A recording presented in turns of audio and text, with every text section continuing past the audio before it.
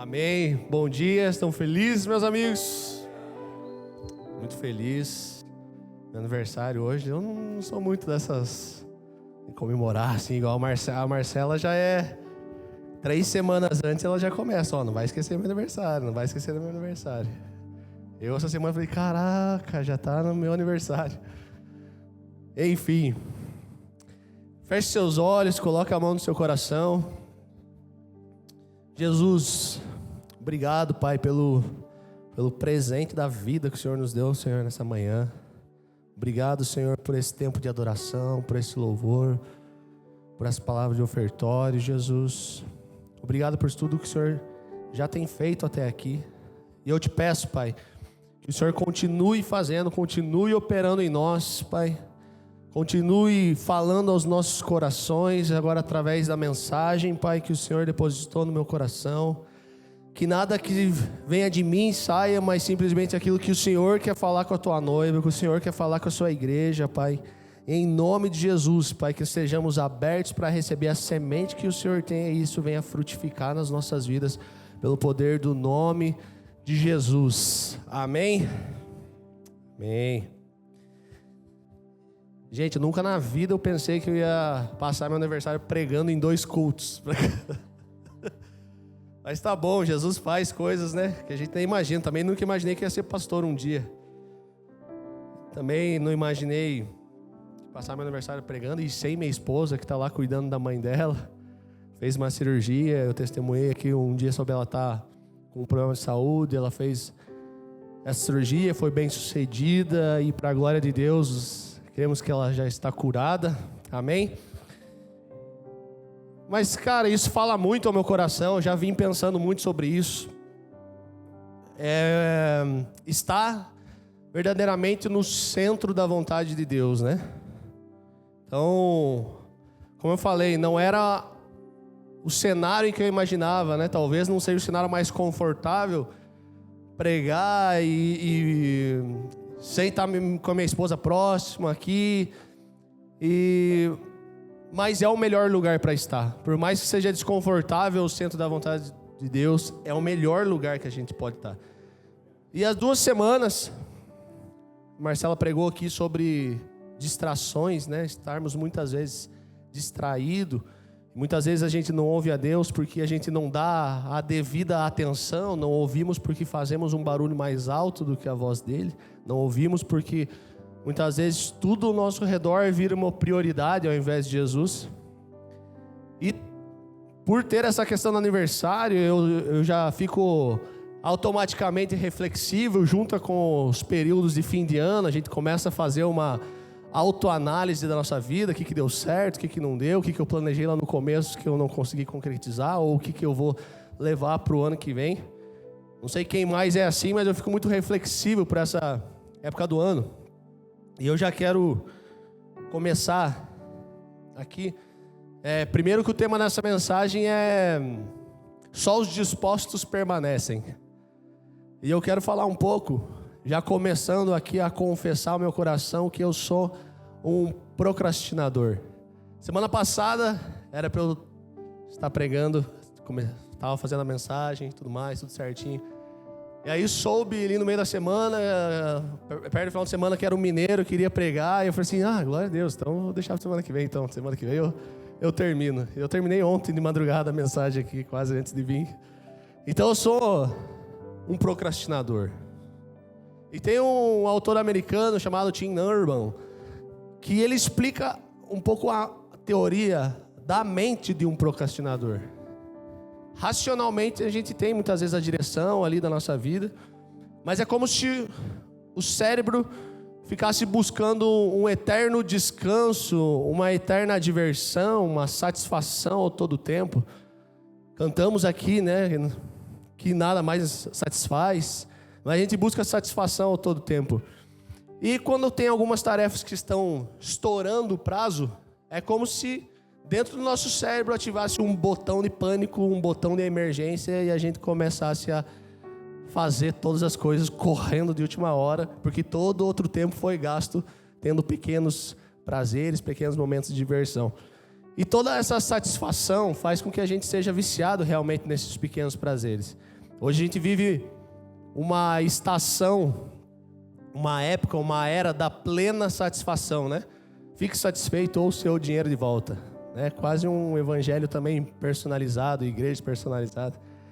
Nos vendem muitas vezes um comercial de margarina na nossa vida, quando Deus também fala sobre as aflições desse mundo e quando a nossa fraqueza é que Ele se faz grande. E essa busca, ela pode ser muito prejudicial. Tem uma professora psiquiatra também americana, ela tem um livro muito bom chamado Nação Dopamina. E ela tem uma frase que me marcou muito, que ela fala: celulares e internet e mídias sociais, elas são uma droga em potencial.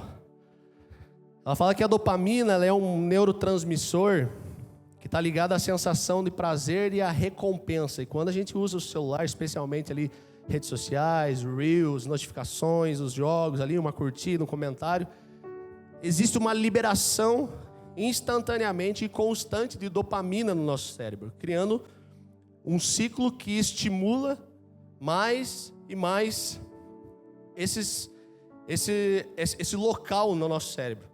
Então esse excesso, ele vai reduzir, tudo que é excesso, ele vai reduzir a nossa capacidade de sentir satisfação em atividades que não são tão imediatas, que não são tão rápidas. A gente acaba deixando de produzir muitas vezes. A Marcela fica me cobrando porque eu uso melatonina para dormir quase todo dia. Ela fala assim: seu corpo não vai mais produzir de tanto que você está usando. Mas é uma dose bem fraquinha, não estou me drogando não, gente, é fitoterápico, tá? E isso vai gerando essa dependência, exatamente, vem desse princípio de ser uma droga em potencial, vira uma dependência, um vício, uma dificuldade de concentração, e viciado o quê? Em recompensas rápidas e fáceis. Por isso, do celular. Então, se para adulto isso é muito difícil, imagina para uma criança. Então, quem é pai aí pode... Eu não sou, mas já levo como conselho. Mas o que eu quero falar com isso? Cara, a Bíblia, ela vai de contra isso daí, né? A Bíblia fala sobre aquilo que nós cantamos aqui, sobre a gente ter plena satisfação em Deus, né? A Bíblia fala para a gente buscar o primeiro lugar, o reino de Deus. E por isso que eu quero entrar aqui hoje, eu quero falar sobre esse reino. O que a Bíblia fala do reino de Deus? Esse reino que estaria acima de toda e qualquer satisfação que a gente pode ter. Lá em Mateus capítulo 6, no versículo 33, versículo muito conhecido, diz assim: busquem, pois, em primeiro lugar o reino de Deus e a sua justiça, e todas essas coisas lhe serão acrescentadas. Então isso fala o quê? Fala de se posicionar, fala de buscar o reino, realmente estabelecer um governo, governar a nossa vida pessoal. Então eu não alcanço o reino de Deus passando meu colega de trabalho para trás. Eu não alcanço o reino de Deus quando eu invento desculpas e boto a culpa em todas as pessoas, ao invés de assumir muitas vezes meu erro e aprender com isso. Eu não alcanço muitas vezes o reino de Deus se eu fico mentindo todo dia, toda hora, se eu traio muitas vezes, trai a confiança das pessoas. A Bíblia diz também que o reino de Deus é tomado à força, e isso fala realmente desse posicionamento. Isso não fala das nossas obras serem para a nossa salvação, porque a salvação é a obra de Deus e não a obra nossa. Mas o reino de Deus ser tomado à força significa o quê? Eu já falei aqui na última vez que eu preguei que a nossa carne, ela deseja o que é contrário ao nosso espírito. Então a gente tem que se forçar o tempo todo a fazer as coisas do espírito, a alimentar o nosso espírito. E é isso que é buscar a força, tomar a força o reino de Deus. Mas antes de entender como que o reino de Deus é tratado aqui na Bíblia, a gente tem que saber que ele é tratado sempre no presente ou no futuro. Algumas parábolas, se você abrir na sua Bíblia, ela vai estar: o reino de Deus é semelhante a alguma coisa. Ou então, o reino de Deus será. Então sempre vai ser no aspecto presente, o atual que estamos vivendo. Tem um aspecto futuro, parte 1, eu gosto de dizer, que é aquilo que nós estamos vencendo, aquilo que nós estamos fazendo. Eu acredito que de forma figurada, muitos conhecem aquela frase da parábola dos talentos, né? Servo bom e fiel. Mas eu acredito que de forma figurada, todos nós vamos ouvir pequenas frases como essa ao longo da vida, à medida que a gente vai vencendo alguma coisa, à medida que a gente vai governando alguma coisa. Eu vou parando de mentir, eu vou parando com um pecadinho de estimação ali, e eu vou ouvindo ao longo da minha caminhada, servo bom e fiel, que você venceu aquilo ali. Então esse é o futuro parte 1, né, vamos dizer assim, e o futuro mesmo, a era vindoura, a vinda de Cristo. E o que o reino de Deus não é? Lá em Romanos 14, ele fala que o reino, ele fala uma série de atitudes e de comportamentos, e no verso 17, ele destaca que o reino de Deus não é comida e nem bebida, mas justiça, paz e alegria no Espírito Santo. Eu acho muito engraçado assim, porque 2/3 do que é o reino de Deus, ele vem depois da justiça, que fala do nosso posicionamento, que fala exatamente de nós governarmos. A justiça, nós não somos justos, mas Deus nos fez justos à medida que Ele morreu na cruz por nós. Então, à medida que nós conhecemos a justiça de Deus e experimenta, a gente consegue experimentar a paz e a alegria no Espírito Santo. E no verso 18, se servirem a Cristo com essa atitude, agradarão a Deus e também receberão a aprovação das pessoas. A aprovação de Deus e das pessoas é aquilo que eu falei ali sobre o servo bom e fiel. Que Jesus fala, muito bem, servo bom e fiel, você foi fiel no pouco, colocarei sobre muito, venha participar da alegria do seu Senhor. Mas também tem um alerta para nós, que é o contrário disso, quando nós não nos posicionamos, não governamos. Servo ruim, você não foi fiel nem no pouco, então não vou te botar no muito, então nem venha participar da alegria do Senhor.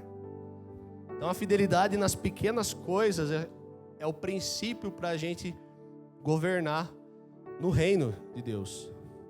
E o reino de Deus é. Abra lá em Mateus capítulo 22.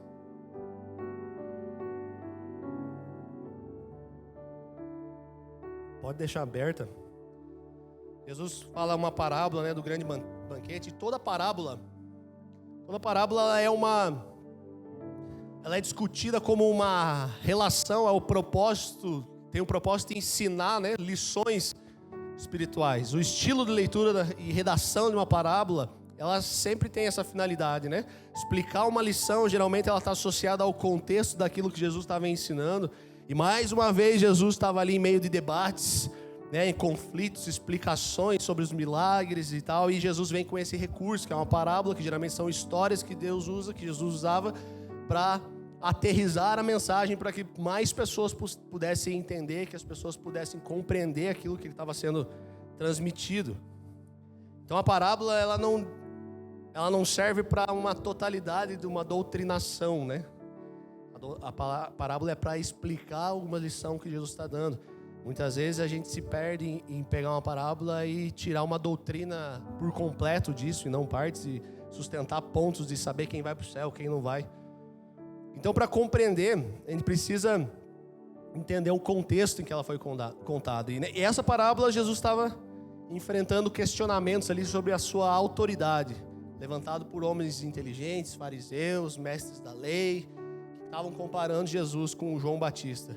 E no verso 1 começa a parábola dizendo: Jesus lhes falou novamente por parábolas, dizendo: o reino de Deus é como um rei que preparou um banquete de casamento para o seu filho, enviou seus servos aos que tinham sido convidados para o banquete, dizendo-lhe que viessem, mas eles não quiseram vir. De novo, um segundo convite, enviou outros servos e disse: digam aos que foram convidados que eu preparei meu banquete, meus bois e meus novilhos gordos já foram abatidos e tudo está preparado. Venham para o banquete do meu casamento. Mas eles não lhe deram atenção e saíram. Um foi para o seu campo, outro para os seus negócios. Os restantes, agarrando os servos, os maltrataram e os mataram. O rei ficou irado, enviando seu exército, destruiu aqueles assassinos e queimou a cidade deles. Então disse a seus servos: o banquete de casamento está pronto, mas os meus convidados não eram dignos. Vão às esquinas e convidem para o banquete todos que vocês encontrarem. Então os servos saíram para as ruas e reuniram todas as pessoas que puderam encontrar, gente boa e gente má.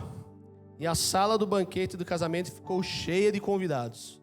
Mas quando o rei entrou para ver os convidados, notou ali um homem que não estava usando veste nupcial e perguntou: amigo, como que você entrou sem veste nupcial? O homem ficou mudo.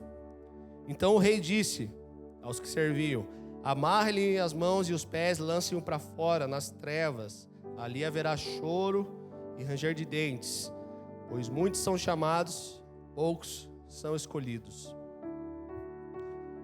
Até aí. Então, nos capítulos anteriores ali, Jesus já vinha com uma linha de pensamento sendo traçada até que a gente chegue nessa história, né? E para deixar essa parábola mais clara ainda, a gente vai mergulhar. Ela fala desse rei, um homem muito poderoso que decide celebrar o casamento do seu filho. E essa festa seria o evento mais zica, mais top do ano. Ele seleciona os convidados a dedo, escolhe um público exclusivo para tornar essa ocasião ainda mais requintada. Eu não sei quem aqui viu, acho que foi essa semana passada, o aniversário de 15 anos que teve aqui em Curitiba, que teve maior repercussão, né? Foi gasto em torno de 5 milhões, festa de 15 anos da menina ali. Lua Santana cantou na festa. Então, eram pessoas do mais alto gabarito, pessoas de classe mais altas, só os VIPs. E qual foi a resposta dessa galera? Eles desprezaram esse convite, fizeram pouco caso. E depois o rei enviou um segundo convite, falando assim: mano, vocês não estão entendendo, essa festa é imperdível, eu vou mandar para vocês as pulseirinhas VIP já, o kit influencer de cada um para vocês postarem seus stories, as roupas para vocês vestirem, quando vocês chegarem aqui eu vou dar. Eu já preparei o boi mais gordo, a paletinha de carneiro. Eu já preparei os caviar. Tudo aqui, é só vocês chegarem. E ainda assim a galera continuou dando desculpas. Lá em Lucas 14, ele narra uma versão dessa mesma história. E começam ali algumas justificativas, né? Um precisou visitar o campo que ele tinha acabado de comprar. Então comprei meu apartamento novo, comprei minha casa na praia agora, estou de mudança. Comecei a empreender, estou no meu corre aqui. Outro tinha adquirido as juntas de boi, precisava testar essas juntas. Outro tinha acabado de casar, né? Pô, como é que eu vou na festa agora? Fiquei anos orando por essa mulher, na seca aí por tantos anos, estou na lua de mel, preciso aproveitar. Não posso ir nessa festa. Então mesmo ali essas desculpas sendo legítimas, né? Vamos dizer, lícitas. Desculpas que muitas vezes podem ser bênçãos que Deus nos dá, né? Deus me abençoou com um casamento, me abençoou com uma propriedade, me abençoou com um negócio novo. Ainda assim o resultado foi o mesmo de todas essas pessoas, desprezando o convite desse rei. E não foi só isso, né? Enquanto alguns simplesmente desprezavam, outros fizeram o quê? Mataram os mensageiros, os servos do rei. Isso ensina algo muito profundo, né? Que até as coisas lícitas, bênçãos que a gente recebe de Deus, se a gente coloca no lugar acima do convite de Deus, elas podem nos levar a desdenhar o chamado mais importante, que é o quê? Participar da festa preparada por Ele. Aí esse dono da festa fica brabo, fica irado, se zangou lá. E daí chega um momento que ele fala, chama os seus servos e fala: pronto, cansei. Agora o critério é não ter mais critério. Vão vocês, meus mensageiros, meus servos, vão pelas ruas, pelos becos, pelas vielas, pelas avenidas. Chama lá os piores, os drogados, as prostitutas, os mendigos. Chama todo mundo, gente de todas as espécies, porque a festa do meu filho vai acontecer. De qualquer jeito a festa dele vai acontecer. Agora o critério é, quem quiser, venha. Porta aberta, está escancarada, pode vir como está mesmo. Sujo, porque eu vou dar roupas novas. E não era qualquer roupa que o rei estava oferecendo. Não era uma roupa da C&A, da Renner, muito menos Zara, Gucci. O rei estava oferecendo uma coisa muito mais alta, muito mais nobre. Nem olhos viram, nem ouvidos ouviram o que o rei estava oferecendo, as vestes. E assim todo mundo que entrava na festa tinha que utilizar as vestes nupciais.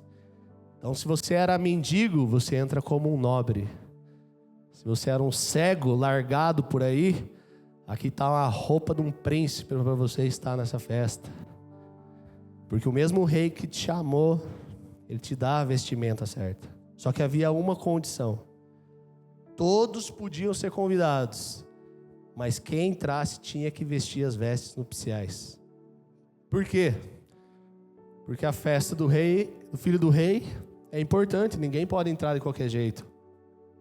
Quando fala de roupas apropriadas, né? Quem aqui já foi? Eu acredito que ninguém, sei lá, numa formatura, numa festa de gala, numa roupa de ficar em casa, sei lá, chinelo de dedo, camiseta de time e bermuda. Você vai ficar se sentindo mal, né? A gente fica mal porque não estava vestido adequadamente para aquele evento.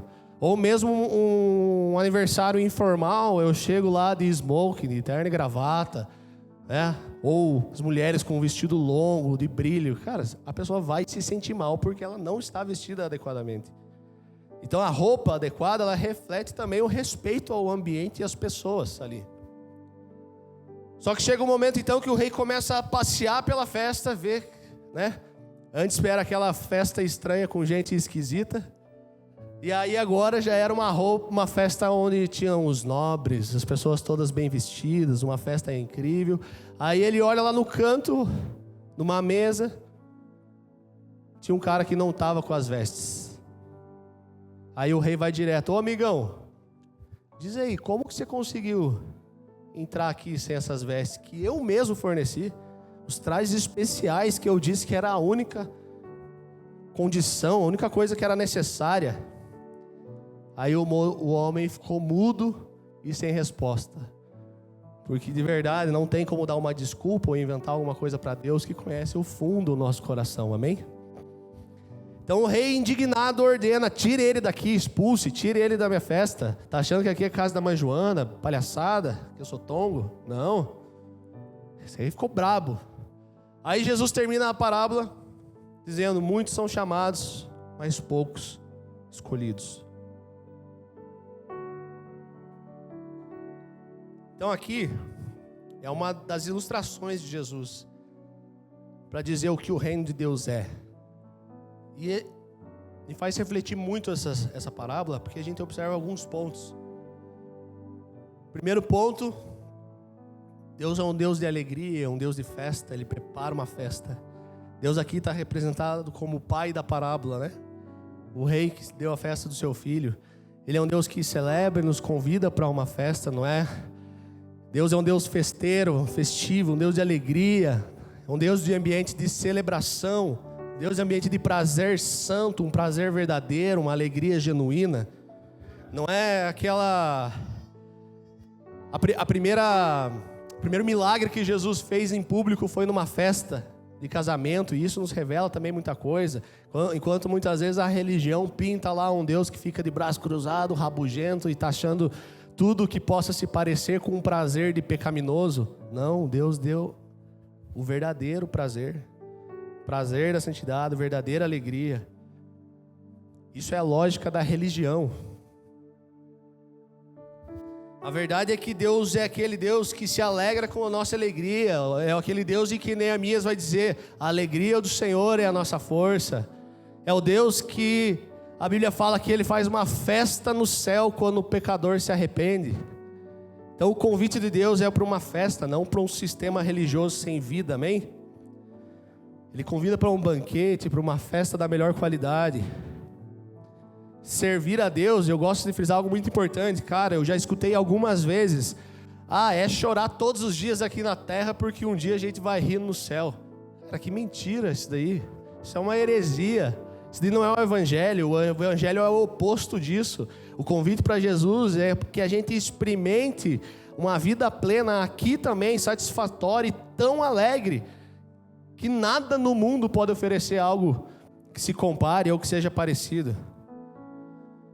Essa é a vida eterna. João 17, capítulo 3, não precisa abrir, ela fala assim: esta é a vida eterna, que te conheçam, o único Deus verdadeiro, e a Cristo a quem enviaste. Então a vida eterna não começa só quando a gente morre, não. A vida eterna começa no momento em que a gente passa a nos conhecer e nos relacionar com o Pai, com aquele que nos criou. É por isso que a alegria no reino de Deus, ela não depende de circunstância alguma. Não é sobre estar feliz, é sobre ser feliz. Porque a gente prossegue em conhecer aquele que nos amou. Sermão do Monte, por exemplo, fala bem-aventurados. O original dessa palavra significa muito mais do que felizes. E diversas situações que aos olhos humanos são uma desgraça para todo mundo, mas Jesus fala ali, mais do que felizes são vocês, se chorarem porque terão consolo. Então o que isso fala? Fala que a alegria do Senhor não é por uma circunstância. A felicidade plena está em Jesus, que é um Deus de alegria. Amém? Estão felizes? Então, quando alguém perguntar se está feliz, tem que falar, eu sou feliz. Também não vai ser crente chato também, né? Outro ponto aqui é a graça escancarada, escandalosa e o convite para entrar na festa. Ninguém entrou na festa por mérito algum. O ingresso é o convite de Jesus, feito por aquele que preparou tudo. Assim como eu acredito que ninguém decide por si só entregar a sua vida para Jesus, sem que antes o próprio Jesus tenha depositado esse desejo no coração. Eu gosto muito de usar esse termo, entregar a sua vida, porque eu não acredito que a gente aceita Jesus, não. Pelo menos não em primeira instância, mas primeiro nós somos aceitos por Ele. Isso fala o quê? O que a gente aceita? Se a gente aceita o convite, é porque antes Ele aceitou nos convidar. Por isso que eu prefiro muito mais entregar a vida para Jesus. Fomos aceitos por Ele. Ele nos chamou. E a pergunta é, onde você estava quando recebeu esse convite? Largado, traído, drogado muitas vezes, vendendo seu corpo, mendigando pão, ou mesmo vivendo uma vida ética, exemplar, um bom profissional, um bom marido, bom filho, que no final, de verdade, não importa se você é considerado bom ou não, o convite é para todos, como diz no verso 10 ali. Isso revela que não tem mérito algum na graça. O reino de Deus, o evangelho da graça é de graça.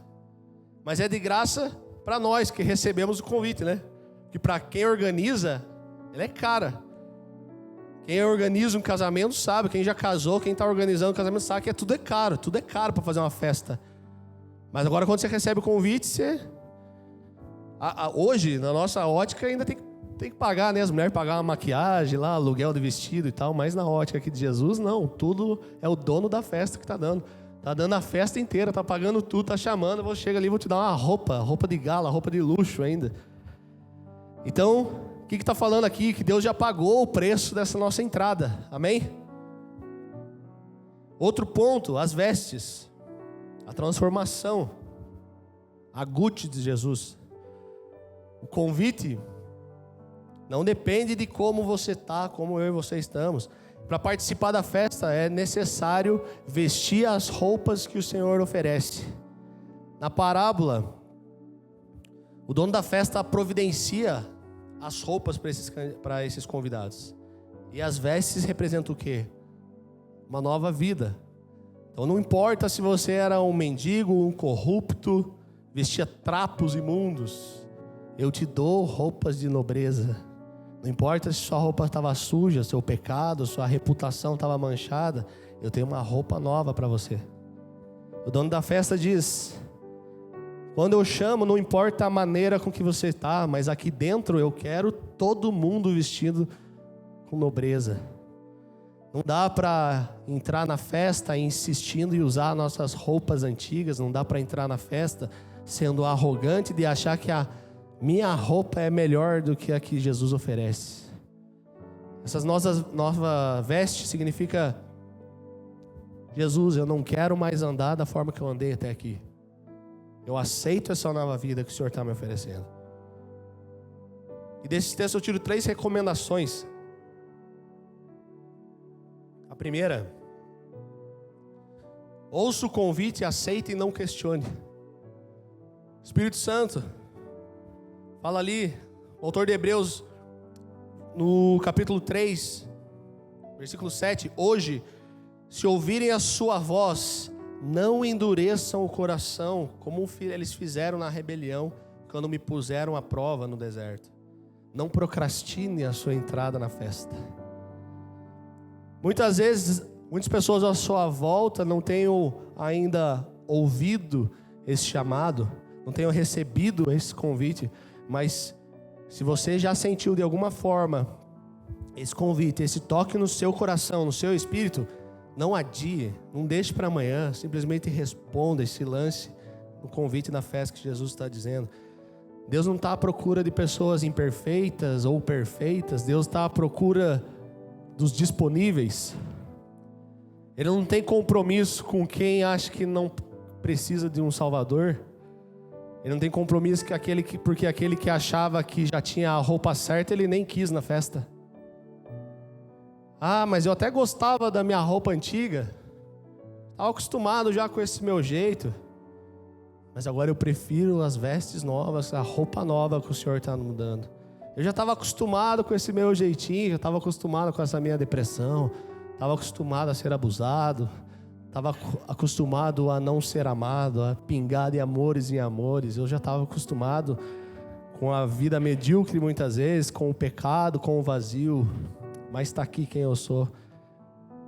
E eu aceito essas novas vestes, essa nova vida. E no verso 8, ele diz: os convidados não eram dignos. Mas como assim? Não era justamente eles que tinham sido convidados? Aqui Jesus nos ensina que a dignidade no reino não está ligada a uma boa conduta, a um bom currículo, a uma boa vida. A dignidade tem a ver com a resposta ao convite do Senhor. Fomos revestidos de dignidade, porque nós não merecemos, mas recebemos. E quem são os que não são dignos, então? Aqueles que deram desculpas, aqueles que ignoraram o convite, aqueles que disseram: a minha vida está boa demais, eu nem preciso de Deus. E aqui eu tenho uma segunda recomendação. Se você já aceitou o convite de Jesus, viva à altura disso. Use as vestes. A festa de Deus ali, a festa desse rei não é uma bagunça church. Deus não pediu para ninguém pagar ingresso na festa, não. Ele já pagou tudo. Ele não está exigindo que você e eu sejamos alienados dentro da nossa bolha. O rei ali não está impedindo ninguém de ouvir música, de cantar parabéns com é pique, é pique, é pique, ou de montar uma árvore de Natal na sua casa. A única coisa que ele pede é que você vista vestes de santidade, não vestes de religiosidade. Amém? A mesma graça que inclui, que chama todo mundo, ela é transformadora. O reino de Deus, ele é completo, porque todo mundo do jeito que estava entrou, mas para entrar, ao entrar, tem que ser transformado. O Senhor encontra você, Ele te ama exatamente do jeito que você é, do jeito que você está. Mas Ele te ama tanto, tanto, mas tanto, que Ele não deixa você ficar desse mesmo jeito. Xandão até falou aqui, deu o exemplo de você ver um mendigo no sinal. Você pode falar assim: ah, eu amo meu irmão, vou lá. Ó, esse cara eu dou uma marmita para ele toda semana. Esse é o nosso amor muitas vezes. Deus é o Deus que vai lá, pega aquele mendigo, traz para dentro da casa, dá um banho, dá uma nova vida, dá uma roupa de grife, chama para a festa de mais alto escalão. Esse é o amor de Deus. O amor de Deus nos levanta, né, da onde nós estamos caídos, até que o que? No nosso exterior começa a refletir o que nós já estamos mudando dentro de nós, à medida que nós aceitamos o convite.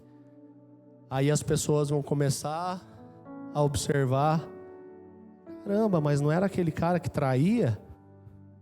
Não era esse cara aí, o bebum, o Zé Droguinha, e agora ninguém reconhece mais, porque estão com novas vestes, nova vida, nova roupa dada por Deus. E a última recomendação dessa parte, ele termina dizendo: muitos são chamados, mas poucos escolhidos. Aqui é o clássico, aqui é o Atletiba dos arminianos e calvinistas, né? Nossa, mas se eu aceitei o convite, mas no fundo se eu não fui escolhido, se eu exerci meu livre-arbítrio, mas eu já estava predestinado, muitos são chamados, poucos são escolhidos. Eu nem quero entrar nesse método, nesse mérito aqui, porque enquanto os muitos ficam discutindo o lado A ou o lado B, Jesus, ele está mais preocupado com a transformação da vida, né? O que adianta conhecer de cabo a rabo toda a teologia, saber decor 480 versículos da Bíblia, histórias da Bíblia, se dentro de casa eu não sou um bom marido, não sou uma boa esposa, não sou um bom filho, se eu dou mau testemunho, se dentro da igreja eu sou um santo, mas lá fora sou Satanás. Muitos são chamados, mas poucos são escolhidos. E aqui eu quero fazer uma matemática básica para você que está com medo de entrar e não ser escolhido. Os 2 primeiros convites, muitas pessoas ali foram chamadas, pessoas importantes. Nenhuma delas foi escolhida. Mas no terceiro, todos foram chamados. Todos, saia pela rua e chama todos. E um só não foi escolhido, porque ele recusou as vestes adequadas. Então isso me ensina que o convite é para todo mundo, sim, mas a resposta é individual. A resposta é pessoal. Não procrastine o convite. Responda hoje o convite de Deus. E quando você entrar na festa, vista as roupas adequadas. Viva à altura do que Cristo fez por você. Tem coisas que podemos procrastinar, sim. Acabei de confessar o quanto eu procrastino. Mas tem coisas que não dá para procrastinar.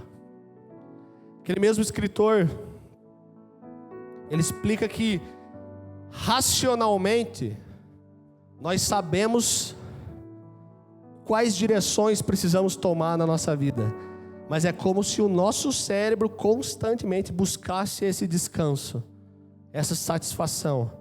E esse modo procrastinador funciona até certo ponto, mas ele entra em pânico quando os prazos estão estourando, como eu comentei aqui. Mas o problema maior não são nem os prazos, porque os prazos, o procrastinador entra no modo high performance, né? O especial, super saiyajin. Ele entra nesse modo e ele vai lá e faz as coisas correndo tudo. Mas existem 2 tipos de procrastinação: as com deadline, né? Com prazo, e as com prazo indeterminado. Aí que mora o perigo. Cuidar da família, passar tempo de qualidade com os filhos, cuidar da saúde, realizar um sonho, desenvolver um projeto que Deus colocou no coração. Pode colocar uma imagem ali, fazendo um favor, no telão, Vitinho? Só se quiser também.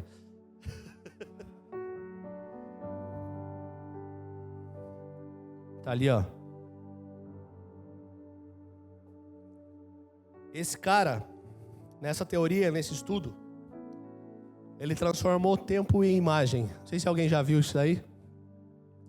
Esse cara chamou a atenção até do Elon Musk, quando ele soltou essa teoria.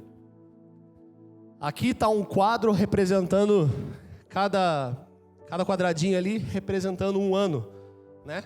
Do nosso nascimento, supondo que a gente viva até os 90 anos. Supondo, porque nem vou falar o tempo médio de vida do brasileiro, senão a gente piora o cenário. Pode ir para a próxima. Aqui, cada quadro representa um mês. Nosso nascimento até os 90 anos. Pode passar mais um. Aqui sou eu com meus 35 anos, bem dizer.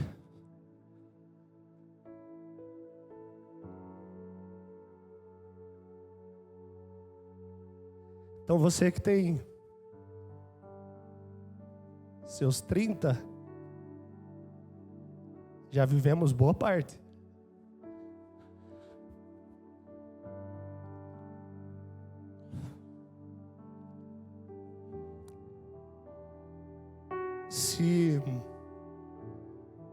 Se a gente fosse viver até os 90,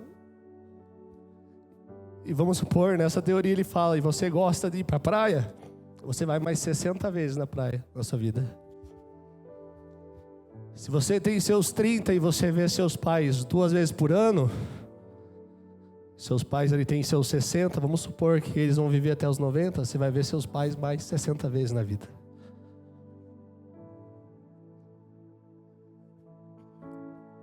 Ele transformou o tempo em imagem. Porque tem coisas que não tem prazo para que a gente procrastine. Esse é um grande problema quando a gente tem uma procrastinação, né? Esse é um grande problema da vida de muitas pessoas. Talvez você nunca parou para pensar nisso. Mas na mente de um procrastinador, esse botão de pânico, ele só aciona quando tem prazo.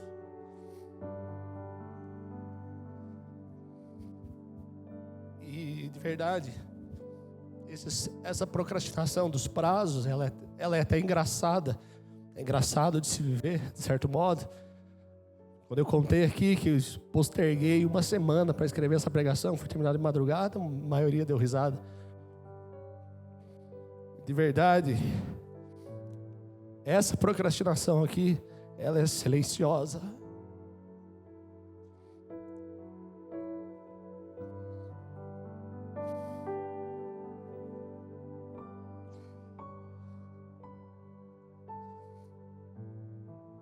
E muitas vezes passa despercebida até ser tarde demais.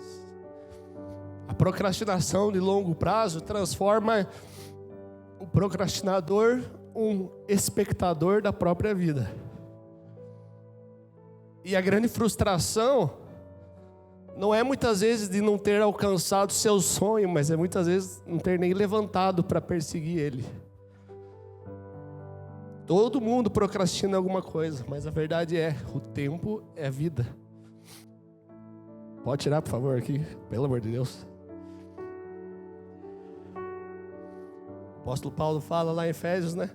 Aproveitem bem o tempo, porque os dias são maus.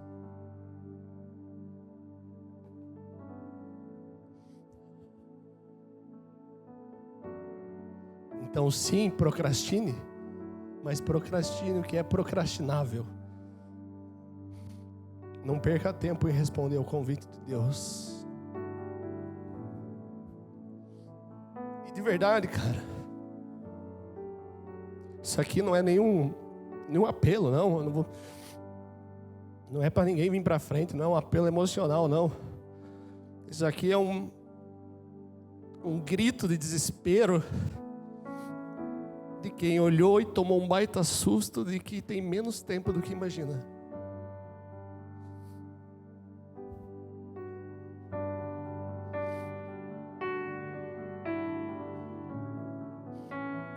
Mas a boa é que o dono da festa está chamando os convidados ainda. Isso fala do hoje, o reino de Deus é. O reino de Deus é esse convite para a festa. E agora o reino de Deus será. Até aqui o primeiro nível da nossa vida com Deus é o evangelho da graça, mas tem um convite para um nível mais alto, um outro nível com Jesus. Antes de ler a parábola que eu quero ler, deixa a Bíblia aberta aí no livro de Mateus, a gente vai ler lá o 25, mas o contexto dessa parábola está lá em Mateus 24, no verso 3. Jesus estava sentado no Monte das Oliveiras quando os discípulos se aproximaram dele e em particular lhe pediram: diga-nos quando essas coisas vão acontecer e qual será o sinal da sua vinda e do fim dos tempos. Então, capítulo 24 e 25, ele vem respondendo os seus discípulos. E o ponto de partida está no versículo 36 de Mateus 24. Mas a respeito daquele dia e hora ninguém sabe, nem os anjos do céu, nem o Filho, senão o Pai.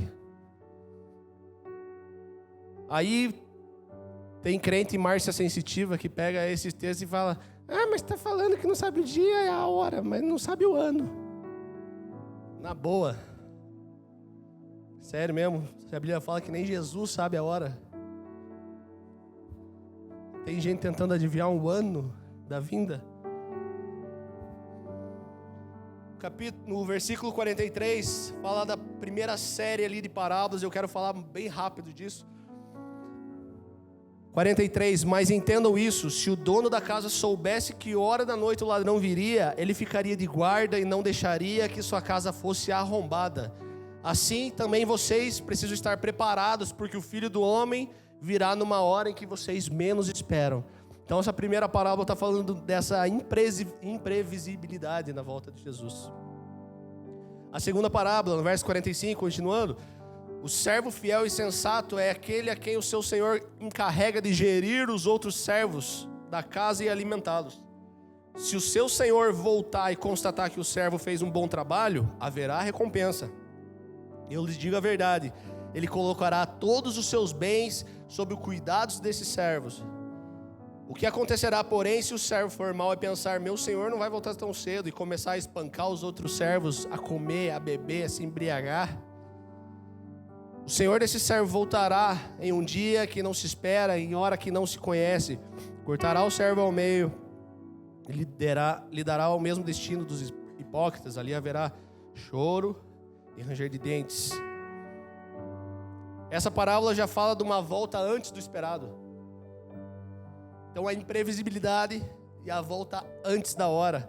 A parábola mostra que esse servo tinha plena convicção de que ele não voltaria tão cedo e começou a zoar o barraco. E ela termina falando dessa volta num dia que não se espera. E é agora onde eu quero chegar.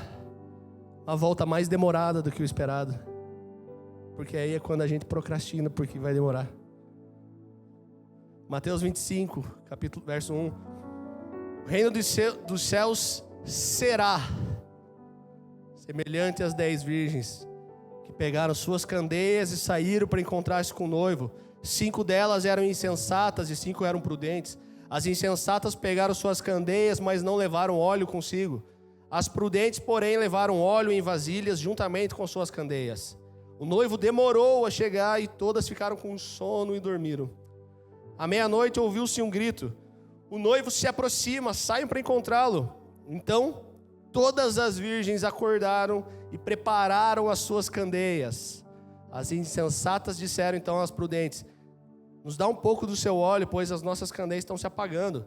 Elas responderam: não, pois pode ser que não tenha o suficiente para nós e para vocês. Vamos comprar óleo para vocês.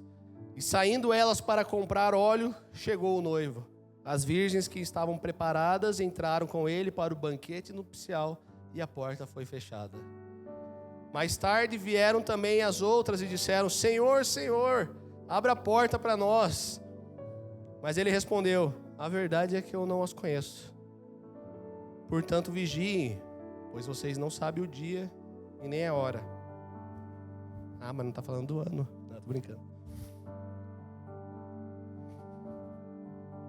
Aqui tem algumas semelhanças entre elas, né? Que é um ponto importante que eu quero chegar aqui. As 10 estavam aguardando o noivo. Então não é só esperar a volta de Jesus que faz a gente ser prudente ou não. Olhando para elas, não tinha como saber quem era prudente e quem não era. A hora que deu para saber quem era foi quando o noivo apareceu. E aí essa diferença ficou gritante. Todas elas receberam o convite do noivo. Todas elas ouviram o chamado do noivo. Todas elas responderam o chamado do noivo, que estavam já esperando o noivo. Então só ouvir não basta.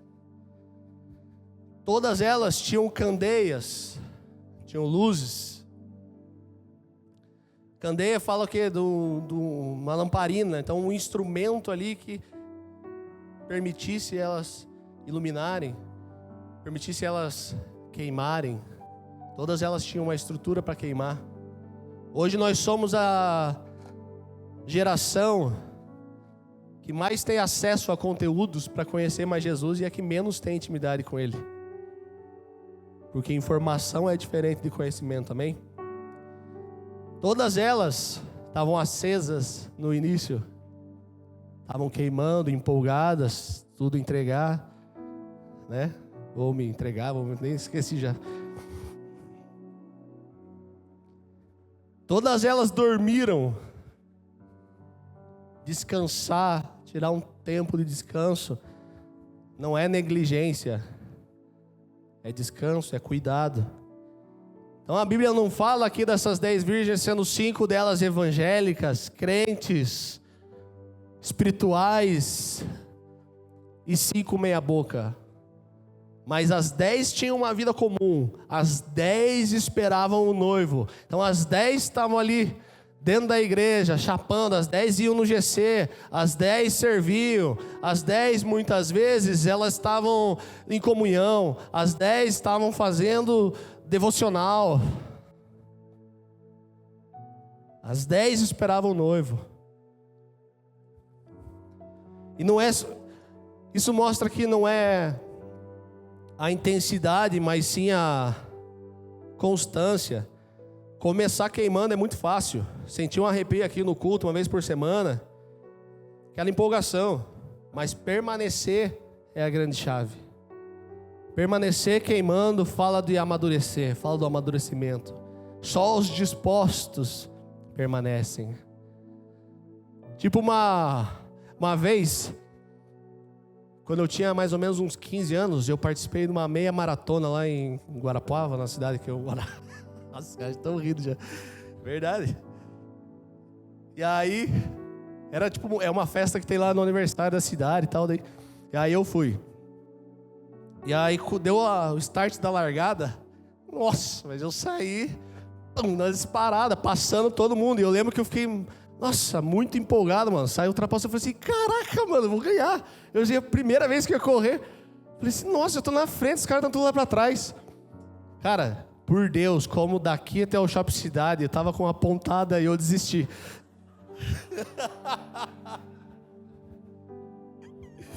Porque não é só me dar esse start, né? Era uma meia maratona lá, 21 km. Os caras estavam correndo certinho. Eu falei, nossa, os caras são trouxa, mano. É uma corrida. Aí eu, pá! A gente tá tendo cada 15 dias, né, uma reunião online, uma Smart Church, com todos os líderes de todas as poemas. E eu lembro que teve uma dessa, o pastor Leandro Barreto, ele falou sobre a gente não ser aquelas pessoas que prometem fazer 1000 coisas. Não, eu vou treinar agora, vou entrar na academia e vou treinar 3 vezes por dia. Cara, vai 3 vezes por semana. Faz 1% melhor a cada dia, porque no final, a médio prazo, é muita coisa. Mas ao longo do dia parece que é muito pouco 1%. Mas 1% vai melhorado por dia. No final, faz uma enorme diferença. Então não é querer fazer 1000 coisas no único dia, mas é uma coisa por semana por 50 anos. Outra coisa que esse texto fala, que óleo não se vende e não se empresta. Isso aqui eu peguei do Xandão, ele está aqui, eu tenho que dar os créditos. O óleo fala da unção e nos ensina que ela é inegociável. Não podemos negociar aquilo que Deus nos deu, não podemos negociar a unção que Deus já derramou sobre nós, assim como o profeta Balaão lá, né, o falso profeta que foi pago para profetizar contra o povo de Deus. Porque a lâmpada não impressiona Deus, a candeia não impressiona Deus, o que impressiona Deus é o quanto dele nós temos, quanto do óleo, quanto de unção nós temos. O que impressiona Jesus é um coração quebrantado na presença dele. E se tem gente vendendo óleo, é porque tem gente comprando óleo. Essa é do meu pastor. Danduque uma vez falou que tem igrejas tão boas, que se o Espírito Santo for embora, eles não vão nem perceber que foi embora. Pesado, né? São igrejas muitas vezes caídas, de homens que deturparam a sua fé em troca do hype, em troca de cadeiras lotadas, perderam a sensibilidade muitas vezes por um cargo, perderam a sensibilidade por uma posição, inventam um fruto manipulado, uma unção que não é verdadeira, um óleozinho fajuto, o óleo diesel, e não o óleo da unção de Deus. Unção, o óleo leva tempo, leva investimento. Para adquirir unção, ninguém vai entrar no quarto por você, ninguém vai orar, vai buscar Deus no seu lugar, ninguém vai fechar a porta do seu quarto. Não existe intimidade com Deus sem tempo junto com Ele, não existe intimidade com ninguém sem ter tempo junto. A gente precisa proteger o nosso lugar de intimidade, o nosso lugar secreto. Não abrir certas concessões. A gente teve uma série, se você chegou depois disso aqui na igreja, chamada 100 Concessões. Acessa lá no YouTube. Foi uma série muito poderosa, em que a gente falou sobre santidade, sobre permanecer. E proteger o lugar secreto muitas vezes é falar não. E eu não estou falando falar não para... eu não vou me sentar na roda dos escarnecedores porque eu não vou me misturar com quem não é crente. Não, a gente também já aprendeu isso numa outra série, que é Jesus fora da igreja. Eu estou falando de dizer não para coisas lícitas, para você passar tempo com Jesus. Ontem teve a confraternização do Influ que eu tinha confirmado há uns 2 meses já. Mandei uma mensagem para o Raul, falei assim: Raul, não vou conseguir, preciso ter um tempo com Jesus aqui, eu preciso terminar a pregação. Tudo bem que eu procrastinei, mas poderia ter ido se eu tivesse me organizado, mas esse é outro papo. Então é você deixar às vezes coisas lícitas. Eu não vou nesse rolê porque eu vou ter tempo com Jesus. E a parábola termina ali no verso 12 com uma menção do que Jesus falou lá no verso 7, no capítulo 7, falando: muitos dirão naquele dia: Senhor, Senhor, não profetizamos em Teu nome não expulsamos demônios, não curamos, não realizamos muitos milagres. Aí Jesus vem e fala: afastem-se de mim, vocês que praticam o mal. Não importa quanto você sabe fazer dentro da igreja, esperando o noivo, se não tiver unção, é só ativismo. Não importa se você é um excelente músico, toca aqui no púlpito, se não tiver unção, é só barulho, é só música. Não importa se alguém sobe aqui para pregar conhecendo muito bem a Bíblia, e eu me coloco nesse lugar também. Se não tiver unção, é só informação. Informação é diferente do conhecimento. A unção só se adquire com porta do quarto fechado, com o joelho no chão, oração, busca, intimidade com Jesus. Ainda que pouquinho, mas constante. Então o reino de Deus é o hoje. É um convite para todos. A porta está escancarada. Venha do jeito que está. Esse é o evangelho da graça.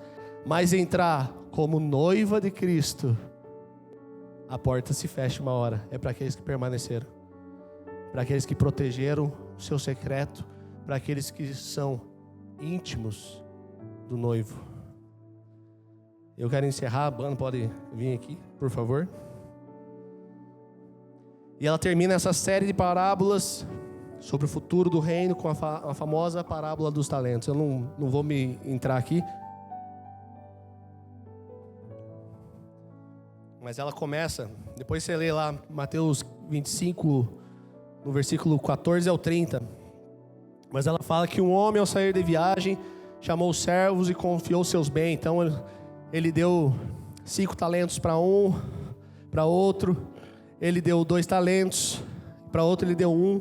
Aí quando ele volta O que tem 5 talentos apresenta ali que ele multiplicou. O que tem 2 talentos, ele apresenta ali, ó, multipliquei meus talentos. E o que tem 1 talento, ele vem com uma pregação ainda, né? Falando, quer ver? É uma boa pregação. Eu sabia que o Senhor é um homem severo, que colhe onde não plantou, que junta onde não semeou. Por isso eu tive medo, eu saí, escondi o talento que você me deste, né? Veja aqui, está aqui de volta o que te pertence, meu Senhor. É uma boa pregação, né? Aí Jesus vai e fala para ele, né? Servo mau e negligente. Você sabia que eu colho onde não plantei, junto onde eu não semeei, então você devia ter confiado o meu dinheiro aos banqueiros, para que quando eu voltasse, recebesse de volta com juros. O talento aqui é uma unidade monetária, né? Ele representava, um talento representava em torno de 15 anos de trabalho. Então era alto valor. Mas o ponto central aqui nem é sobre finanças, ainda que a gente possa interpretar dessa forma, como investimento, e não é errado isso. Mas aqui está falando sobre bons administradores daquilo que Deus nos concedeu. Quando a gente pensa nessa sequência de 4 parábolas, a gente entende que Jesus nos ensina a não nos preocuparmos com o fim, a não criarmos teoria sobre quando vai acontecer, porque a volta é imprevisível, ela pode ser mais cedo, ela pode ser mais tarde. Ao invés disso, a gente precisa simplesmente continuar sermos bons administradores daquilo que Deus nos deu. Martinho Lutero uma vez fala, e eu gosto muito dessa passagem assim, que ele fala que ele estava regando as flores do jardim da sua casa, e um amigo foi visitá-lo e perguntou o que ele faria se soubesse que Jesus estava voltando naquele mesmo dia. E Lutero respondeu: simplesmente continuaria regando as flores do meu jardim. A ideia é que se nós estivermos continuamente no centro da vontade de Deus, qualquer coisa que nós estivermos fazendo vai ser a coisa apropriada para continuar fazendo, mesmo sabendo que Jesus está voltando. Como que você tem impressionado Jesus? Você tem preocupado mais com a sua candeia, com a sua estrutura, com a sua lâmpada? Ou você tem priorizado a presença, adquirir a unção, adquirir o óleo? Como você tem feito para manter o sim como resposta ao convite que Jesus já fez para você, ou se ainda não fez, que você receba esse convite em nome de Jesus. Se coloque de pé nesse momento aí para nós, para parecer que a gente está acabando.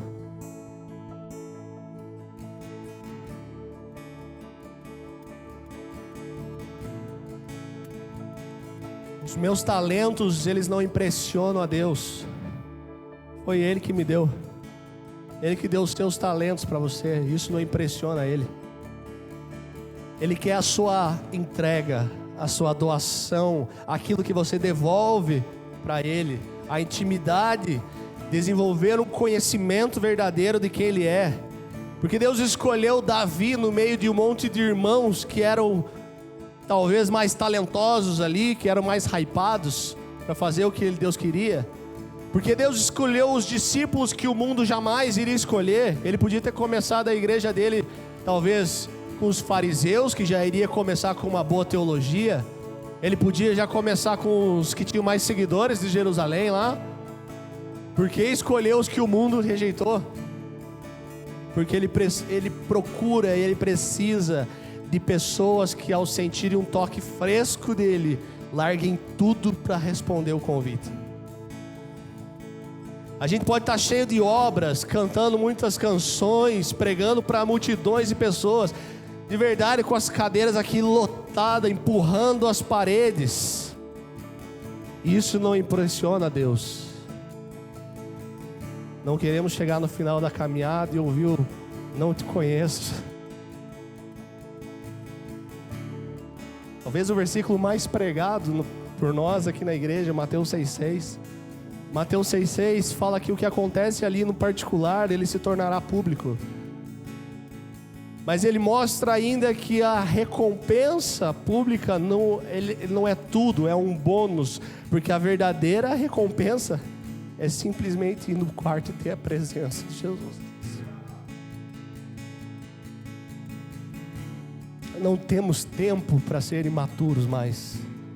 Não temos tempo para procrastinar o que realmente é importante.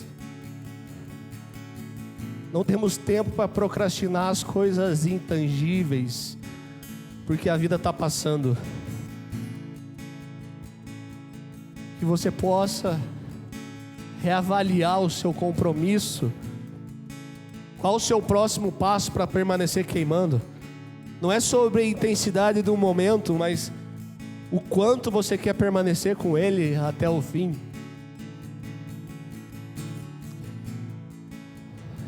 Jesus,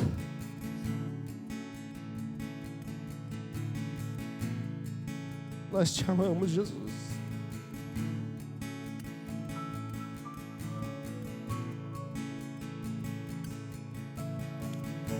Jesus, nós reconhecemos que nem de longe fomos a sua primeira escolha. Nós não somos aqueles que recusaram o convite, não. Nós somos aqueles que foram buscados depois, foram encontrados, perdidos nas vielas, nos becos. Mas o Senhor nos recebeu. Obrigado, Jesus, por essa graça escancarada, escandalosa. Jesus, nós não éramos merecedores, ainda que fôssemos bons. Jesus, nosso desejo ardente é conhecer mais de você, Jesus. É entrar na sua festa, receber essas novas vestes, Jesus, e ali permanecer junto ao Rei, e ali permanecer junto ao dono dessa festa, permanecer até o fim, permanecer com as vestes que o Senhor nos colocou, permanecer queimando com aquilo que o Senhor tem derramado, com o óleo, com a unção que o Senhor tem nos derramado. Jesus, queremos ouvir sim, no final da caminhada, servos bom e fiel, em nome de Jesus, Pai. Que nessa manhã o Senhor nos encontre com o coração quebrantado, contrito, e que o Senhor não nos resista. O Senhor não nos resista, Pai, e que a gente possa realmente sair daqui mais apaixonados por você, Jesus.